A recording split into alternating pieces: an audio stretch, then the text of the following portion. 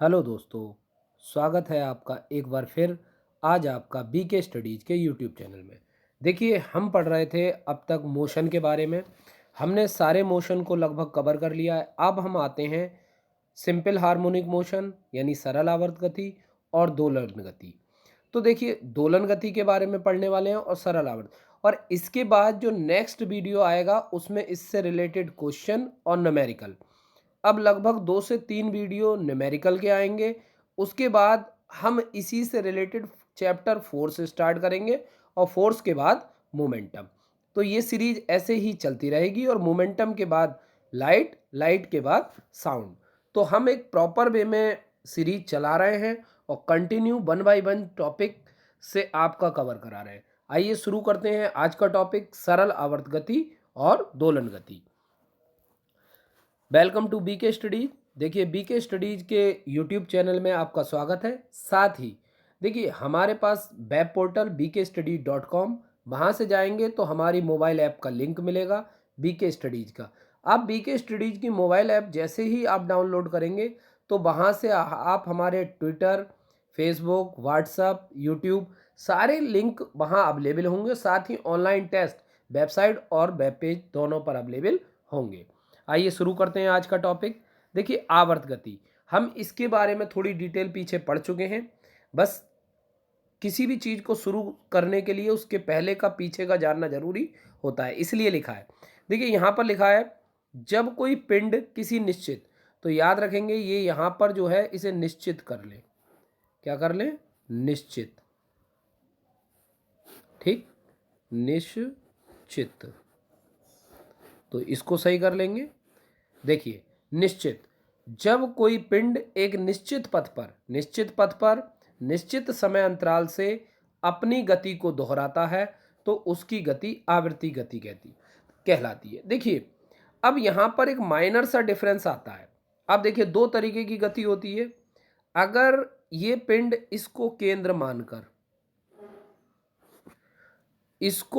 मानकर ये अपने पथ को बार बार, सपोज करिए इस पर ये पॉइंट ए है, इस पॉइंट को ये बार बार दोहरा रहा है, बार बार दोहरा रहा है, तो ये आवर्त गति है। अब देखिए जरा, ये यहाँ पर एक पेंडुलम है, पेंडुलम है।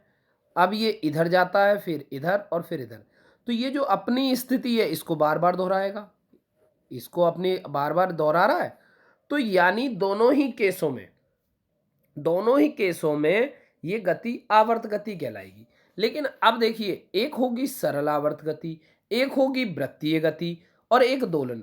तो ये जो गति कहलाती है ये कहलाती है आवर्त गति, और ये जो गति कहलाती है ये कहलाती है सरल आवर्त गति। दूसरी बात, एक सरल रेखीय गति। अब एक कोई इस रेखा के सापेक्ष, इसमें भी अगर मैंने कोई स्प्रिंग खींचकर छोड़ दिया, वापस पहुंच गया, तो ये कहलाएगी सरल रेखीय। तो इन्हीं चीजों में डिफरेंस को हमें पढ़ना है। आइए शुरू करते हैं। देखिए, आवर्त गति में कण या पिंड को एक निश्चित अवस्था से गति प्रारंभ कर पुनः उसी अवस्था में आने में जितना समय लगता है उसे क्या कहते हैं? आवर्तकाल। यदि कण या पिंड निश्चित बिंदु के इधर उधर निश्चित समय में बार बार अपनी गति को बार बार दोहराता है तो इसे क्या कहते हैं? दोलनी गति। और कण या पिंड को क्या कहते हैं? दोलक। तो याद आ गया समझ में? चलिए आगे बात करते हैं।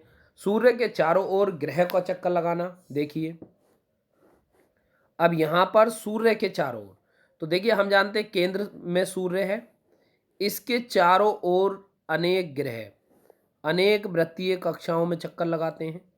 तो इस तरीके से इसके चारों ओर जो चक्कर लग रहे हैं तो ये क्या कहलाएगी? फिर साथ में घड़ी आप देखेंगे 12 देखिए, घड़ी की जो सुइयां होती हैं तो इन सुइयों की गति जो होती है ये भी कैसी होती है? आपकी सरल आवर्त गति। फिर आते हैं परमाणु के कक्ष में इलेक्ट्रॉनों की संख्या। हम जानते हैं कि परमाणु के कक्ष में इलेक्ट्रॉन कैसे मूव करते हैं। यहाँ पर इलेक्ट्रॉन मूव करते हैं और केंद्र में क्या होते हैं? न्यूट्रॉन और प्रोटॉन। तो केंद्र में न्यूट्रॉन प्रोटॉन होते हैं और इलेक्ट्रॉन उसके चारों ओर गति करते रहते हैं। ठीक है, प्रोटॉन पर धन आवेश, न्यूट्रॉन पर कोई आवेश नहीं और इलेक्ट्रॉन पर ऋण आवेश। देखिए गति, अब पृथ्वी की सूर्य के चारों ओर परिक्रमा करने पर 365.5 या हम कह सकते हैं 365 सही 1/4 दिन का समय लगता है, और इतने समय अंतराल में अपनी पूर्व गति को दोहराती है, तो ये इसका क्या कहलाता है? आवर्तकाल। घड़ियों की सुइयों की गति व घड़ी के पेंडुलम की गति भी कैसी है? आवर्त गति। झूले में झूलना और अणुओं में परमाणुओं के कंपन की आवृत्ति भी कैसी है? आवृत्ति गति। साथ ही हृदय का धड़कन, देखिए हृदय की जो धड़कन होती है उसमें दो तरीके के साउंड होते हैं, love dub, love dub, love dub. तो वो जब मैं हृदय चैम्बर पढ़ाऊंगा, यानी हार्ट चैम्बर के बारे में बताऊंगा बायोलॉजी पोर्शन में, तो उसके बारे में विस्तार से इस पर बात करेंगे, ठीक है। तो हृदय का धड़कना भी क्या है? आवर्त गति। आवर्त गति में ये जरूरी नहीं है कि वह वस्तु केवल वृत्ताकार मार्ग पर ही गति करते। आवर्ती गति में वस्तु का पथ वृत्तीय, सरल रेखीय व वक्रीय हो सकता है। तो देखिए आवर्त गति में पथ किसी भी प्रकार का हो सकता है, इसी बारे में पढ़ना है। सरल आवर्त गति को दो भागों में बांटा जा सकता है। पहला आता है लीनियर सिंपल हार्मोनिक मोशन, जिसे हम SHM से बिलोंग करते हैं, और ये कहलाता है सरल रेखीय। जब कोई कण या पिंड साम्य स्थिति के इधर उधर एक सरल रेखा में गति करे तो इस प्रकार की गति सरल आवर्त गति कहलाती है। जैसे एग्जाम्पल देखिए, एक स्प्रिंग से आप अगर इस चित्र में देख सकते हैं, एक m द्रव्यमान का पिंड है। अब इस m द्रव्यमान का ये जो पिंड है, इस पर बल लगाकर इसे x स्थान विस्थापित कर दिया गया। अब जब इस पर बल लगाया तो एक बल इस दिशा में कार्य करेगा। अब इस दिशा में जो इसको पुनः स्थिति में लाने का प्रयास करता है, तो प्रयास या प्रयत्न करता है, तो कौन सा बल कहलाता है? प्रत्यानयन। कौन सा बल कहलाता है? प्रत्यानयन। प्रत्यानयन बल इधर, तो इस कारण इस स्प्रिंग में क्या होगा? गति होगी, ठीक है। अगर इस गति में टाइम इंटरवल कम हो जाए तो ये कंपन बन जाता है, याद रखेंगे। अगर इसमें टाइम इंटरवल कम बन जाए तो ये कंपन बन जाता है। देखिए जैसे कि चित्र में दिखाया है, और ये कहलाएगा linear harmonic oscillator. Linear harmonic oscillator, तो याद रखेंगे क्या कहलाएगी? रेखीय सरलावर्त गति। अब आते हैं देखिए कोणीय सरलावर्त गति। कोणीय सरलावर्त गति में देखिए कैसे होगा। किसी को जब कोई कण एक नियत अक्ष के सापेक्ष, अब सपोज ये अक्ष है, कोणीय आवर्त गति देखिए यहां पर है, अब ये यहां पर कोण पर ले जाकर छोड़ दिया जाता है। मान लीजिए सपोज थीटा कोण, तो अब जब यहां छोड़ा जाएगा तो पहले ये यहां आएगा, क्योंकि इसका वेग ज्यादा होगा, वो इस ओर मूव कर देगा। अब यहां जाते जाते वेग कम होगा, फिर इस ओर, फिर उस ओर।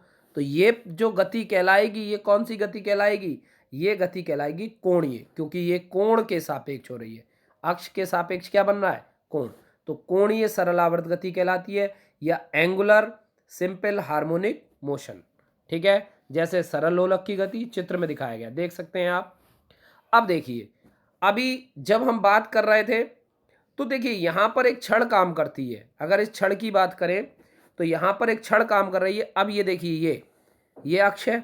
अब मैंने बताया था जो लीनियर मोशन होता है, कल भी हमने पढ़ा था, क्षैतिज घटक जो होता है वो कौन सा होता है? u cos theta.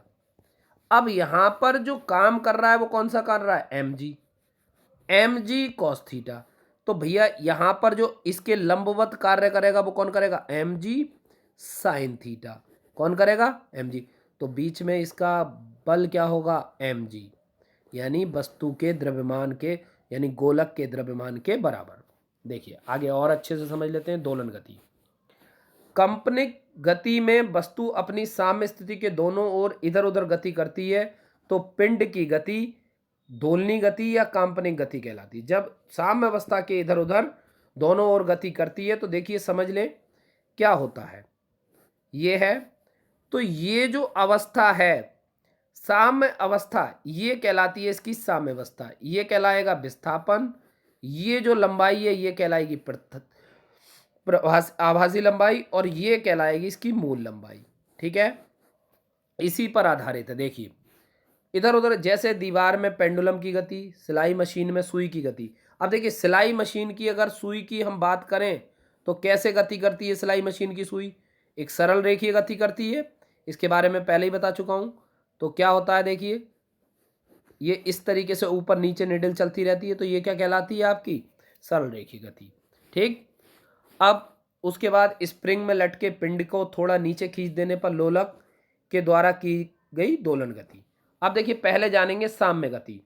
साम्य स्थिति से तात्पर्य ऐसी अवस्था से है जिसमें कोई वस्तु किसी निश्चित बिंदु के इधर उधर, ऊपर नीचे अथवा आगे पीछे दोलन करती है, वह वस्तु की साम्य स्थिति या माध्य स्थिति कहलाती है। जैसे कि अगर मैंने अभी आपको बताया था क्या है माध्य स्थिति, तो ये पोजीशन क्या है इसकी, माध्य स्थिति। इस स्थिति में वस्तु अपनी साम्य स्थिति से थोड़ा आगे आ जाती है यदि उसे लटकाकर वापस आ जाती है, फिर पीछे जाती है, ये प्रक्रिया लगातार चलती रहती है। अब देखिए महत्वपूर्ण बिंदु, प्रत्येक दोलन अथवा कंपन गति आवश्यक रूप से आवर्त गति होती है। यह जरूरी नहीं कि आवर्त गति दोलन गति हो। देखिए ये जरूरी नहीं है कि आवर्त गति दोलन गति हो।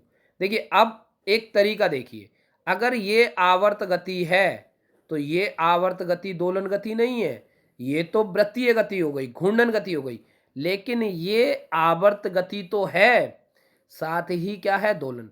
तो जरूरी नहीं, देखिए दोलन गति तो आवर्त गति होगी, लेकिन आवर्त गति दोलन गति हो ये जरूरी नहीं है। जैसे चंद्रमा का पृथ्वी के चारों ओर चक्कर लगाना आवर्त गति है, लेकिन कंपनिंग गति नहीं, क्योंकि चंद्रमा अपनी पूर्व गति को बार बार दोहराता रहता है, किंतु वह अपनी साम्य स्थिति के इधर उधर गति नहीं करता है। देखिए साम्य स्थिति के इधर उधर नहीं करता, गति को निरंतर दोहराता है। अतः आवर्ती गति का दोलनी गति होने के लिए साम्य स्थिति का होना आवश्यक है। याद रखेंगे, दोलन गति तभी होगी जब साम्य स्थिति होगी। इसकी दिशा हमेशा साम्य स्थिति की ओर होती है, जिसे हम प्रत्यानयन बल कहते हैं। इसके फलस्वरूप वस्तु में त्वरण उत्पन्न होता है और वह वस्तु कंपन करने लगती है। अब आते हैं पेंडुलम, सरल लोलक या पेंडुलम। तो देखिए पेंडुलम, अगर हम बात करें शब्द पेंडुलम लैटिन भाषा के शब्द पेंडूस से बना है। किससे बना है? पेंडूस से, जिसका अर्थ है लटकाना। जिसका अर्थ क्या है? लटकाना। सरल लोलक एक ऐसी युक्ति है जो किसी वस्तु के बिंदु आकार के भारी कण को पूर्णतः लचकदार व अवितन्य डोरी के सहारे बांधकर सख्त आधार से लटकाया जाए तो घर्षण रहित दोलन की व्यवस्था की जाए। इस संपूर्ण व्यवस्था को सरल लोलक कहा जाता है।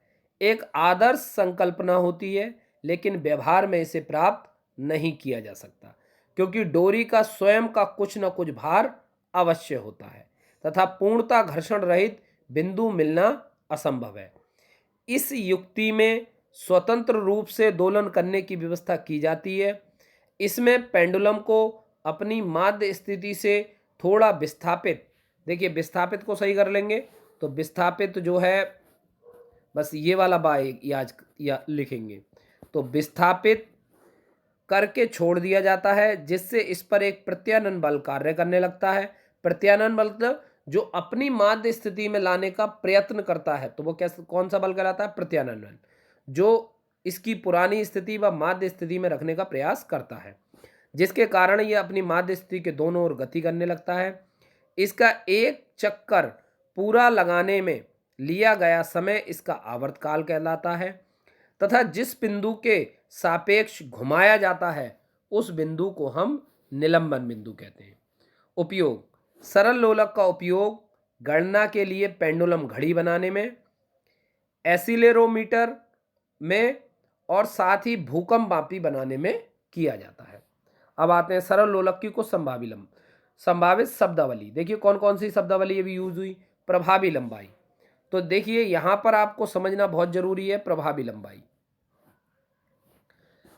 निलंबन बिंदु से गोलक के गुरुत्व केंद्र, निलंबन बिंदु से गोलक के गुरुत्व केंद्र तक की दूरी को हम उस गोलक की प्रभावी लंबाई कहलाते हैं।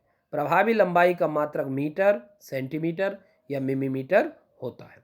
आवर्तकाल, सरल लोलक को एक दोलन पूरा करने में लिया गया समय आवर्तकाल कहलाता है। आवर्तकाल की इकाई सेकंड। देखिए एक दोलन का मतलब ये यहाँ जाए, फिर यहाँ जाए और फिर वापस यहाँ आए, तो ये इसका कहलाएगा एक दोलन। तो एक दोलन पूरा करने में जितना समय लेते हैं वो क्या कहलाता है? ठीक, आवर्तकाल। अब आता है आयाम। तो देखिए एक सरल लोलक अपनी माध्य स्थिति के एक और अधिकतम विस्थापन, तो जो ज्यादा से ज्यादा विस्थापन होगा वो क्या कहलाएगा? आयाम। इसे ए से रिप्रेजेंट करते हैं। किससे रिप्रेजेंट करते हैं? ए से। ठीक है, कभी कभी एक्स से भी। ठीक, इसका मात्रक भी मीटर सेंटीमीटर। अब आता है आवृत्ति। दोलन करने वाली कोई वस्तु एक सेकंड में, यानी कोई वस्तु अगर एक सेकंड में जितने चक्कर लेती है तो पूरा करती है, उसे हम आवृत्ति कहते हैं। जैसे अगर हमने देखा कि हमारे घर में जो लाइटें लगी होती हैं उनकी आवृत्ति 50 हर्ट्ज होती है। कितनी होती है? 50 हर्ट्ज। 50 हर्ट्ज का मतलब क्या है? वो एक सेकंड में 50 बार on off on off on off होती हैं, लेकिन हमें इतनी तेज होती है लाइट की स्पीड, ये हमें दिखाई नहीं देती। तो एक सेकंड में जितने दोलन लगाएगा वो उसका क्या कहलाएगी? आवृत्ति। आवृत्ति का मात्रक हर्ट्ज होता है। इसे एन से प्रदर्शित करते हैं और एन बराबर 1/t। अब आता है सेकंड लोलक। कई परीक्षाओं में पूछा गया है कि सेकंड लोलक का आवर्तकाल कितना होता है, तो आज इसको बिल्कुल विस्तार से समझ लेंगे। सेकंड लोलक का कार्य सरल लोलक के समान ही होता है, केवल आवर्तकाल इसका अचर होता है। सेकंड लोलक वह लोलक होता है जिसको एक दोलन पूरा करने में कितने सेकंड लगते हैं? तो एक दोलन पूरा करने में 2 सेकंड लगते हैं। कितने लगते हैं? 2 सेकंड। एक सेकंड में वह अधिकतम दूरी तक जाने और माध्य स्थिति में, यानी एक सेकंड में वो यहां तक जाएगा और यहां तक आएगा। ठीक है, माध्य स्थिति के अधिकतम दूरी तक जाने और वापस आने में समय लेता है। इसकी आवृत्ति देखिए, आवृत्ति एन बराबर अभी पीछे बताया था 1/t होती है। तो जब आवर्तकाल 2 होगा तो आवृत्ति कितनी हो जाएगी? 1/2। ठीक, सेकंड लोलक का उपयोग समय गणना के लिए और मौसम विज्ञान में किया जाता है। क्या किया जाता है? समय गणना के लिए और मौसम विज्ञान में। अब आता है सरल आवर्त गति। सरल आवर्त गति एक विशेष प्रकार की गति होती है। कोई वस्तु अपने माध्य स्थिति के दोनों ओर सरल रेखा में दोलन करती है। सरल आवर्त गति में पिंड पर कार्यरत प्रत्यानयन बल त्वरण साम्य स्थिति में कण के विस्थापन के अनुक्रमानुपाती होता है। सरल आवर्त गति में जब कोई पिंड माध्य स्थिति से विस्थापित किया जाता है तो उस पर एक प्रत्यानयन बल, जो अब ऊपर चर्चा करी थी कि प्रत्यानयन बल कार्य करने लगता है, जिसके परिणाम स्वरूप इसकी गति में वृद्धि होती है। इसकी गति में वृद्धि होती है, तो वृद्धि को सही कर लेंगे। देखिए वृद्धि में यहां पर आप सही कर लेंगे, वृद्धि होती है तथा ये अपनी माध्य स्थिति पर वापस आकर त्वरित गति करता है। जब हम पेंडुलम को झुला देते हैं तो ये गति करना प्रारंभ कर देता है। जब ये लगातार गति करता रहेगा तो एक मार्ग का अनुसरण करता हुआ गति करता है। पेंडुलम की गति को हम सरल आवर्त गति कहते हैं। जैसे आप देख सकते हैं, झूले में झूलती हुई लड़की, एक निश्चित पथ को, पेंडुलम की गति और साथ ही सिंपल हार्मोनिक मोशन। अब दूसरा उदाहरण लेते हैं। देखिए चित्र में एक स्प्रिंग लेते हैं, एक सिरा बंधा है। मैंने बताया स्प्रिंग को खींचकर छोड़ दो। अब इस पर कोई बल कार्य नहीं कर रहा है, इसलिए अपनी साम्यावस्था। दूसरे में क्या करें? स्प्रिंग को पकड़कर छोड़ दें, तो इससे क्या होगा? इसकी दिशा में एक बल लगने लगेगा और इस स्प्रिंग पे क्या करेगा? एक बल कार्य करेगा और ये इसे वापस अपनी अवस्था में लाने का प्रयास करेगा। जब हम स्प्रिंग को दबाते हैं तो हम देखते हैं कि बाहर की तरफ एक बल कार्य करता है और स्प्रिंग को पुनः साम्यावस्था में लाने का प्रयत्न करता है। जो बल साम्यावस्था में लाने का प्रयास कर रहा है उस बल को हम क्या कहते हैं? प्रत्यानयन बल। यदि किसी पिंड पर F बल लगाया जाता है तो साम्यावस्था से x दूर तक विस्थापन उत्पन्न हो जाता है। जो वस्तु पर लगे बल का मान F बराबर -kx होगा। माइनस क्यों होगा? ये बल, क्योंकि जो बल हम लगा रहे हैं उसके विपरीत होगा और बराबर होगा, तो यहां पर माइनस चिन्ह कि आरोपित बल के विपरीत दिशा में लगता है। अब देखिए सरल आवर्त गति की शर्तें। कोई पिंड निम्न 2 शर्तों को पूरा करता है तो वह गति सरल आवर्त गति। देखिए कण या पिंड की गति साम्यावस्था के इर्द गिर्द होनी चाहिए। मैंने बताया था अभी पीछे, क्या होनी चाहिए? साम्यावस्था के इर्द गिर्द होनी चाहिए। यानी इधर या इधर, तो ये वापस इर्द गिर्द होनी चाहिए। पिंड पर लगने वाला कोणीय त्वरण का मान स्थिति विस्थापन तथा कोणीय विस्थापन के समानुपाती होना चाहिए। तो ये साम्यावस्था यानी माध्यावस्था, साम्यावस्था। अब देखिए इसको इस सूत्र से प्राप्त कर सकते हैं। देखिए कैसे, अगर हम इसकी बात करें तो देखिए किस सूत्र से प्राप्त कर सकते हैं। देखिए ए बराबर, हम जानते हैं एफ बराबर क्या होता है, एम ए। एफ बराबर एम ए बल, न्यूटन के द्वितीय नियम से। अब देखिए तो ए की वैल्यू हो गई एफ अपॉन एम, ए की वैल्यू क्या हो गई एफ अपॉन एम। अब ये जो होगा एफ अपॉन एम, तो हम जानते हैं कि के अपॉन एम, अगर हम के एक्स, एफ बराबर माइनस के एक्स, अब माइनस के एक्स अपॉन एम, और हम ये भी जानते हैं कि के अपॉन एम बराबर क्या होता है, के अपॉन एम बराबर होता है ओमेगा स्क्वायर। तो इसकी इक्वेशन क्या हो जाएगी, तो ए बराबर हो जाएगा माइनस ओमेगा स्क्वायर एक्स। बहुत ही इंपॉर्टेंट इक्वेशन है, A equal to minus omega square X. याद रखेंगे इसमें ए जो होगा कोणीय त्वरण के वर्ग के अनुक्रमानुपाती होता है। इस कंडीशन को फॉलो करेंगे, इस पर बहुत सारे क्वेश्चन आते हैं। त्वरण जो होता है, रेखीय त्वरण जो होता है, कोणीय त्वरण के या कोणीय वेग के वर्ग के व्युत्क्रमानुपाती होता है। ठीक है। एक समान वृत्तीय गति सरल आवर्त गति का उदाहरण है। सरल लोलक और सेकंड लोलक की गति भी सरल आवर्त गति है। सरल आवर्त गति का मान आयाम तथा गुरुत्वीय त्वरण पर निर्भर नहीं करता। क्वेश्चन बहुत इंपॉर्टेंट, कि सरल आवर्त गति का मान की आयाम अगर उसका 2 गुना कर दें तो सरल आवर्त गति पर प्रभाव क्या पड़ेगा। तो याद रखें, आयाम अगर कुछ भी हो उससे कोई फर्क नहीं पड़ता। गुरुत्वीय त्वरण पर निर्भर नहीं करता है। याद रखें, सरल आवर्त गति का मान गुरुत्वीय त्वरण पर निर्भर नहीं करता, लेकिन आवर्त काल इस पर निर्भर करता है। देखिए कैसे, आवर्त काल में अगर बात करें टी बराबर होता है 2 पाई रूट एल अपॉन जी। तो याद रखेंगे कि गुरुत्वीय त्वरण पर आवर्त काल डिपेंड करता है। अब आता है तरंग गति।